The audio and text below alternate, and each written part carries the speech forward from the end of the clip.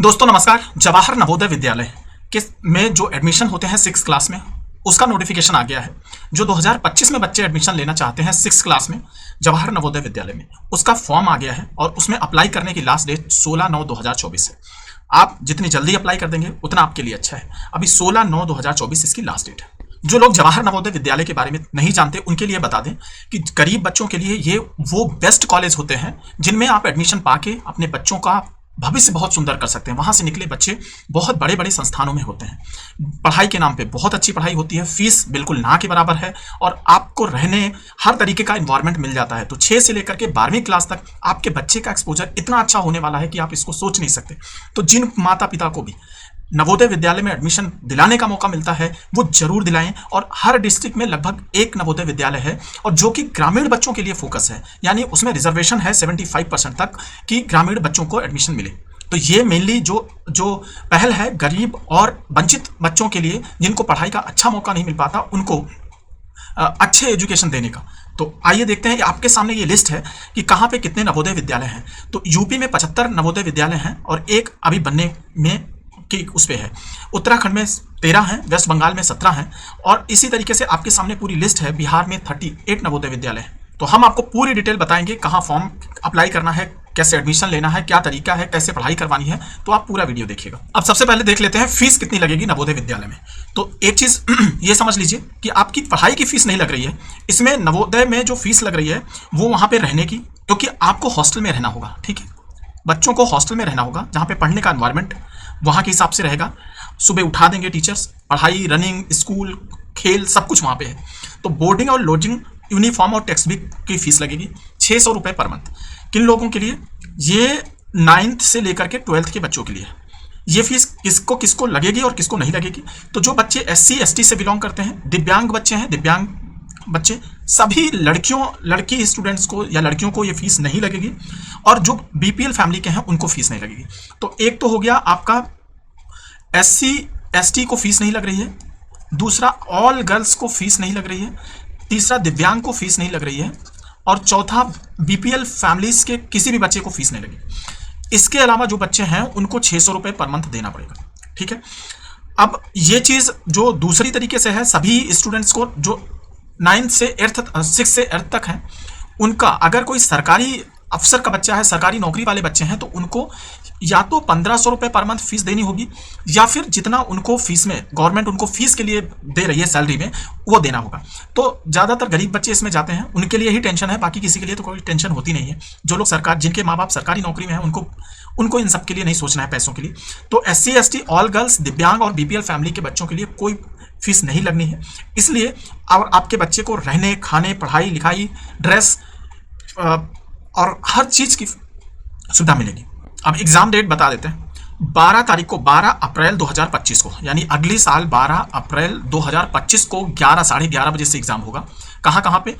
जम्मू कश्मीर में होगा, मेघालय में होगा, मिजोरम में होगा, Nagaland, Sikkim and district of Dibang valley, Tawang valley Arunachal Pradesh के, और चंपा, किन्नौर, मंडी, सिरमौर, कुल्लू, लाहौल, स्पीति, ये सारी जगहों पे 12 तारीख को होगा। और बाकी बची हुई जगहों पे 18 तारीख को होगा, 18 जनवरी को होगा, यानी 18 जनवरी को होगा इन जगहों पे और अप्रैल में होगा इन जगहों पे। इसके वजह है कि ये सारी जगह पहाड़ वाले हैं, यहाँ पे ठंड बहुत ज़्यादा रहती है, तो इसको अप्रैल में करवा रहे हैं। नहीं तो एग्ज़ाम जनवरी में ही हो जाएगा 11 साढ़े 11 बजे, यही सेम टाइम।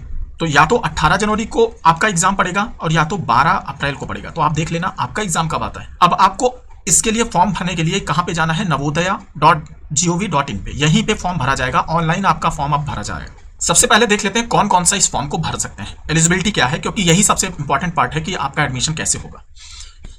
तो एक चीज पहले समझिए कि अगर आप जिस डिस्ट्रिक्ट में पढ़ाई कर रहे हैं 5वीं क्लास में, 5th क्लास में जिस डिस्ट्रिक्ट में पढ़ाई करा रहे हैं नवोदय विद्यालय में, उसी डिस्ट्रिक्ट में आपका एडमिशन होगा। यानी अगर आप अयोध्या से किसी कॉलेज में 5th में पढ़ रहे हैं स्कूल में, तो आपका नवोदय अयोध्या के नवोदय में ही एडमिशन होना है। अब इसमें जिस डिस्ट्रिक्ट में आप रह रहे हैं, only the bonafide resident of candidate from the district concern, तो वही डिस्ट्रिक्ट का भी बच्चा होना चाहिए। ऐसा नहीं हो सकता कि 12 बंकी का लड़का बच्चा जाके अयोध्या में एडमिशन लेगा। वैलिड आपको जो रेजिडेंस सर्टिफिकेट भी देना होगा। रेजिडेंस सर्टिफिकेट ऑफ जिस डिस्ट्रिक्ट में आपका नवोदय है उसका देना पड़ेगा। पहला तो क्राइटेरिया आ गया आपका रेजिडेंस वाला, ठीक है। दूसरा क्राइटेरिया है कि आप उसी डिस्ट्रिक्ट में 5th क्लास में एडमिशन लेके 5th क्लास में ही पढ़ रहे हो।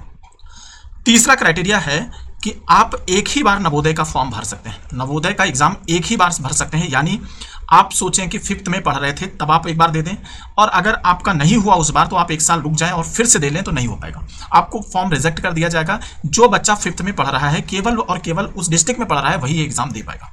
अब उसके बाद एज क्राइटेरिया है 1/5/2013 से लेकर के 31/7/2015 के बीच में ही बच्चे का जन्म होना चाहिए। अगर इससे बाहर है तो एडमिशन नहीं होगा। अगर मान लीजिए आपने डेट ऑफ बर्थ को फोर्ज किया है तो इनका मेडिकल बोर्ड आइडेंटिफाई करेगा कि बच्चे की क्या उम्र है और उनका फाइनल डिसीजन होगा। तो कोशिश नहीं करिएगा, लेकिन हमने ये चीज़ देखा हुआ है कि लोग अगर 5th क्लास में उनका बच्चा पढ़ रहा है और वो नवोदय का एग्जाम देता है, क्वालिफाई नहीं करता, तो वो 5th में फिर से पढ़वा देते हैं। लेकिन आजकल के ज़माने में ये चीज़ें पकड़ी जा रही हैं और पकड़ी जाएंगी, तो इसलिए ऐसी गलती ना करें। जो तरीका है, जो रूल्स हैं उसको फॉलो करें। इसका मतलब हुआ कि जो बच्चे की एज है 9 से 11 साल के बीच में होनी चाहिए। एक और चीज़ कि अगर आपने जो अपना 5th क्लास है वो इस साल नहीं, यानी 2024 और 25 में ना करके 2023 और 24 में कर रहे हैं तो किया है, तो आप वैसे भी अप्लाई नहीं कर सकते। मतलब अगर किसी ने 5वीं क्लास ऑलरेडी पास कर ली है तो वो इसमें अप्लाई नहीं कर सकता, और कोई भी कैंडिडेट 2 बार सेकेंड टाइम अप्लाई नहीं कर सकता। तो रूल्स सबको थोड़ा क्लियर हो जाने चाहिए। अब एक और बात कि रूरल कैंडिडेट के लिए एटलीस्ट 75 एटलीस्ट यानी कम से कम 75% seat in the district will be filled by candidate. माने 75% कम से कम सीट रूरल कैंडिडेट से भरी जाएगी, और बची हुई 25% सीट पे रूरल और अर्बन बच्चे लिए जाएंगे। समझ में आया? तो 75% तो रूरल से लिया जाएगा और बच्ची 25 में भी रूरल को मौका दिया जाएगा कि आप फाइट करो। अब रूरल में जो एडमिशन वाला क्लॉज है वो 3री, 4थी और 5वीं तीनों में 3 क्लास में वो रूरल में होना चाहिए। ऐसा नहीं कि आप 5th में एडमिशन रूरल में ले लो और आप बोलो कि मैं रूरल का बच्चा हूँ, ठीक है, गाँव वाला बच्चा हूँ। अब देखो, अगर कोई बच्चा 3री, 4थी और 5वीं में एक दिन भी अगर उसने अर्बन में एडमिशन लिया या पढ़ा है तो वो अर्बन में काउंट होगा, रूरल में काउंट नहीं होगा। अब जो SC, ST, OBC का रिजर्वेशन है तो OBC को जो रिजर्वेशन मिलेगा वो 27% का तो मिलेगा ही मिलेगा, ठीक है। दूसरा, अब आपका SC और ST का रिजर्वेशन कितना मिलेगा वो डिस्ट्रिक्ट की पॉपुलेशन पे डिपेंड करेगा, ठीक है। जितना उस डिस्ट्रिक्ट में पॉपुलेशन SC, ST की होगी उस हिसाब से रिजर्वेशन SC और ST को मिलेगा। लेकिन SC को 15% से और ST को 7.5% से कम रिजर्वेशन नहीं मिलेगा, और ये भी कि 50% से भी ज़्यादा नहीं मिलेगा, ठीक है। अब जो रूरल सीट आपने अभी डिक्लेयर किया कि 75% सीट, तो 75% सीट रूरल को मिलेगी। उसमें भी ब्लॉक वाइज, माने एक डिस्ट्रिक्ट में मान लो 10 ब्लॉक है तो वो सीट जो है 10 ब्लॉकों में डिवाइड की जाएगी और उनकी पॉपुलेशन के बेसिस पे उस सीट को डिवाइड किया जाएगा। मान लो 90 सीट है तो 10 आपके ब्लॉक है तो एक सीट या 9 ब्लॉक है मान लो, तो 10 सीट हर ब्लॉक को दिया जाएगा। अब उसमें पॉपुलेशन के हिसाब से उसको डिवाइड किया जाएगा। डॉक्यूमेंट्स क्या क्या लगेंगे? Proof of date of birth certificate जो कि गवर्नमेंट की अथॉरिटी से होना चाहिए। प्रूफ ऑफ एलिजिबिलिटी एज पर NVS condition. Proof of eligibility का मतलब हुआ कि 5th क्लास में जो पढ़ रहा है वो। Residence certificate. तीसरा, रूरल एरिया सर्टिफिकेट। आधार की कॉपी लगेगी। और head master certificate bye head master of the school regarding studying details in 3rd, 4th और 5th, यानी जिस स्कूल में उसने पढ़ा है उसके हेड मास्टर का एक लेटर लगेगा। मेडिकल फिटनेस लगेगा, और डिसेबिलिटी अगर कोई है तो सर्टिफिकेट उसका लगेगा। कैटेगरी SC, ST है तो वो लगेगा, OBC है तो वो लगेगा। इतने डॉक्यूमेंट्स लगेंगे। इसके साथ में TC बाद में लगेगा जो किस स्कूल में आपने पढ़ा है। लैंग्वेज, एग्जाम की लैंग्वेज क्या क्या होगी तो वो देख लेते हैं थोड़ा सा।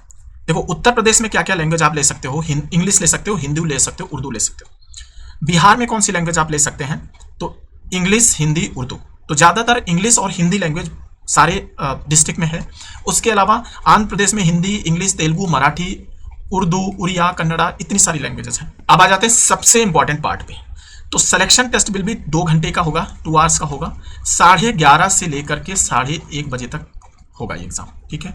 इसमें 3 सेक्शन रहेंगे और ओनली ऑब्जेक्टिव टाइप का क्वेश्चन रहेगा। 80 question in all the 100 marks, ठीक है। 80 क्वेश्चन रहेंगे जिससे 100 मार्क्स रहेंगे। तो ये है टेस्ट, 80 क्वेश्चन रहेंगे, इसके 100 मार्क्स रहेंगे। 2 घंटे का पेपर होगा। अब अलग अलग सेक्शन वाइज देखते हैं। मेंटल एबिलिटी टेस्ट 40 क्वेश्चन रहेंगे, इसके 50 नंबर रहेंगे। मेंटल एबिलिटी टेस्ट के 40 क्वेश्चन जिसके 50 नंबर रहेंगे, 60 मिनट इसके लिए मिलेगा। अर्थमेटिक टेस्ट होगा यानी मैथ वाला टेस्ट होगा, जिसके 20 क्वेश्चन रहेंगे, 25 नंबर रहेगा इसका, और इसके 30 मिनट मिलेंगे यानी आधे घंटे। लैंग्वेज टेस्ट के 20 क्वेश्चन रहेंगे, 25 मिनट इसके लिए मिलेंगे, 25 नंबर इसके लिए मिलेंगे और 30 मिनट इसके लिए। तो आपका 1, 2 और 3 इस तरीके से आपका जो मेंटल एबिलिटी है वही सबसे ज़्यादा डोमिनेटिंग है, उसी में सबसे ज़्यादा नंबर है, अगर उसी में सबसे ज़्यादा टाइम दिया जा रहा है। अगर वो आपका ठीक हो गया तो आपके बच्चे का सिलेक्शन पक्का है।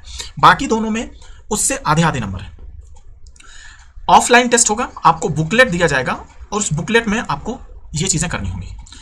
ओएमआर शीट रहेगी, ओएमआर शीट जिसमें आप बच्चे को आंसर को भरना होगा। ब्लू ब्लैक पॉइंट पेन चाहिए होगी, ये तो सब जानते हैं। अब ये देख लेते हैं फॉर्म किस तरीके से रहेगा। इसकी लास्ट डेट फिर से बता देते हैं, 16 सितंबर 2024 है, उससे पहले फॉर्म सबमिट कर दें। फॉर्म इस तरीके का आएगा, जब ऑनलाइन भरेंगे तो यहाँ फोटो आपकी अपलोड करेंगे, वो यहाँ आ जाएगी। स्टूडेंट का जो नाम होगा वो 5th क्लास में जहाँ पढ़ रहा था वो यहाँ आ जाएगा, ठीक है, जो नाम होगा। इसके बाद में स्कूल का नाम आप देंगे, वो यहाँ पे ब्लॉक लेटर में नाम आएगा बच्चे का, पिता का नाम आएगा, माता का नाम आएगा, अगर गार्जियन है तो उनका नाम आएगा, डेट ऑफ बर्थ इधर आ जाएगी और वर्ड में इधर आ जाएगी। जब आप भरेंगे तो सब अपने आप आएगा, बस एक बार वहाँ मिला लेना। जेंडर बॉय है, गर्ल्स है, ट्रांसजेंडर है। उसके बाद में उनका जो जनरल है या ओबीसी है या एससी है, एसटी यहाँ पे आ जाएगा। फिजिकली हैंडीकैप्ड का नेचर इधर आ जाएगा। आधार नंबर आप डालेंगे वो यहाँ आएगा। Pan number of the candidate अगर है तो वो यहाँ आएगा, ठीक है। एड्रेस आप डालेंगे, मोबाइल नंबर इधर डल जाएगा। ईमेल और कट ऑफ मतलब आइडेंटिटी मार्क, माने बच्चे के को पहचानने के लिए, मान लो हाथ में कट है, पैर में कट है, वो आप लिखेंगे वहाँ पे। इनकम किसकी, पिता की। नेशनलिटी यानी इंडियन कहाँ के हैं, इंडिया के ही हो सकते हैं। रिलीजन हिंदू हो, मुस्लिम हो, क्रिश्चियन हो, सिख हो, वो लिखा जाएगा। मीडियम ऑफ एग्जाम, यहाँ ये सबसे इंपॉर्टेंट पोर्शन है कि आप यहाँ जो भरेंगे वही आएगा, वही आप उसी तरीके की बुकलेट आपको मिलेगी। तो मान लो आप हिंदी भरते हैं तो आपकी बुकलेट हिंदी में मिलेगी, इंग्लिश भरते हैं तो इंग्लिश में मिलेगी, और आप अपना लैंग्वेज स्टेट के हिसाब से देख लीजिएगा। अब आपको तीन चीज़ों का डिटेल देना होगा, क्लास 3, क्लास 4 और क्लास 5। बच्चे के स्कूल का नाम 3, 4, 5 का लिखना होगा। लोकेशन रूरल, अर्बन, रूरल जो भी है, रूरल अगर है तो पूरे में रूरल ही रहना है। मंथ ऑफ ज्वाइनिंग मतलब तीसरी क्लास में कब ज्वाइन किया, चौथी में कब, 5वीं में कब। मंथ ऑफ पासिंग ये तीनों रहेगा। इस वाले में 5th में अभी पास नहीं किया है तो वो नहीं रहेगा, ये ध्यान रखना। ये वाला पासिंग वो 2025 वाला रहेगा इसमें, ठीक है। 24 डाले तो वहीं कनेक्ट कर जाएगा। ब्लॉक का नाम क्योंकि ब्लॉक के हिसाब से आएगा तो ब्लॉक कौन से ब्लॉक में रहेगा। डिस्ट्रिक्ट का नाम आएगा और स्टेट का नाम, लाइक उत्तर प्रदेश से हो तो उत्तर प्रदेश इधर आ जाएगा। तो ये आप अपना देख लेना। बच्चे का साइन और पिता का साइन ये दोनों रहेगा। इस तरीके से आपका पूरा फॉर्म भरा जाएगा। अगर आपको इस फॉर्म से रिलेटेड कोई क्वेरी है तो प्लीज़ कमेंट करके ज़रूर बताइएगा। हम आपके क्वेश्चन का आंसर देंगे। अगर वीडियो पसंद आती है तो प्लीज़ लाइक करिएगा। थैंक यू दोस्तों।